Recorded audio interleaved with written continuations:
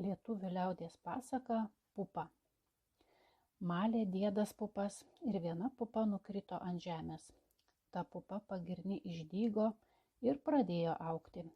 Augo ir priaugo girnas. Praplėšė girnas ir augt priaugo lubas.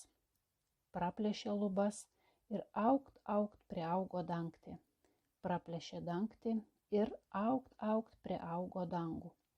Praplėšė dangų ir įaugo dangun. Tada diedas sako bobai, lipkim dangun. Gerai, lipo ir įlipo dangun.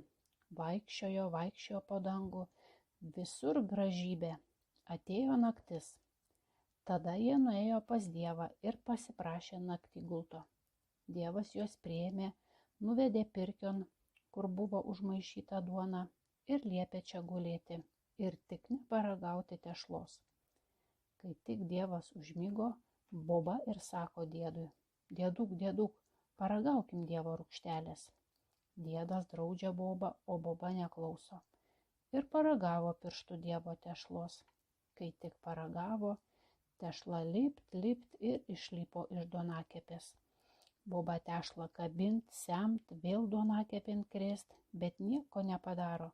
Tešla vėl lipa ir teka per pirkę. Diedas baras, boba verkė.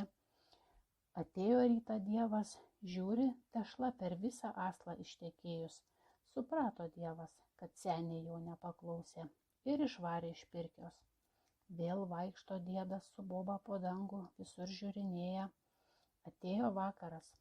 Eina vėl diedas su boba pas Dievą naktį gulto prašytis. Dabar Dievas juos paguldė sode, tik liepė obuolių neraškyti.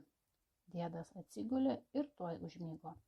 O boba niekaip negali užmigti, vartosi nuo vieno šono ant kito, baisiai nori Dievo obuolių paragauti. Atsikėlė iš tyko ir nusiraškė vieną obuolį.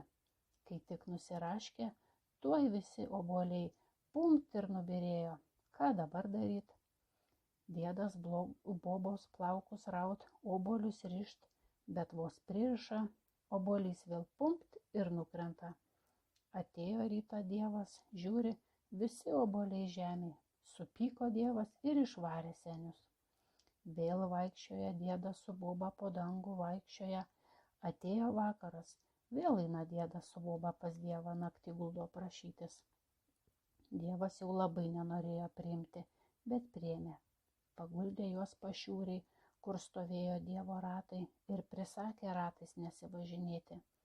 Kai tik Dievas išėjo, boba ir atsisėdo Dievo ratos.